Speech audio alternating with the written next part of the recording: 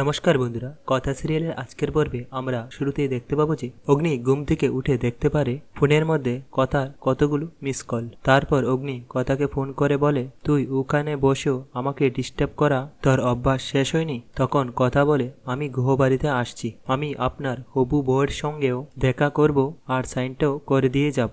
তখন অগ্নি বলে, বাড়িতে আসার কি দরকার, আমরা বাইরে কোথাও দেখা করি। তখন কথা বলে, আমি কর্তা দাদুর জন্য ঘুর নিয়ে আসছি। ফোনটা রেখে অগ্নি কায়দা কানুন ডেকে পাঠায় আর বলে যে আমার এক্ষুনি একটা বউ লাগবে। তখন ছুটকা বলে যে বউ লাগবে মানে? তখন অগ্নি বলে যে কথা আসছে আমার বউর সঙ্গে দেখা করতে। তখন ছোটকা বলে, বউ তো আমাদের মধ্যেই রয়েছে, সত্যই যদি নিজের গুপটা কেটে ফেলে তোই রাজি না হওয়ায় সবাই ঋতুপর্ণাকে রিকোয়েস্ট করে। তারপর ঋতুপর্ণা সেলুনে এসে কায়দা করে প্রত্যয়ের গুপ কেটে দেয়। এবার প্রত্যয় সাজবে অগ্নির নতুন বউ। এর অন্যদিকে কথা গুহবাড়িতে চলে আসে। সেখানে সবার আগে অগ্নির হবু বউয়ের সঙ্গে দেখা করতে চাইলে সবাই তো জানে যে প্রত্যয় এখনো রেডি হয়ে আসছে না। সেই জন্য কথার মাঝখানে কথাকে আটকে সেখানে অপেক্ষা করতে বলে। কথা তারপরে সবাইকে জানায়, আমি যখন সাইনটা করেই দেব তখন দেরি করে তো কোনো লাভ নেই, সেই জন্য আমি আজকেই সাইনটা করে দেব। তার সঙ্গে পাচক মশাইয়ের বউয়ের সঙ্গে বন্ধুত্ব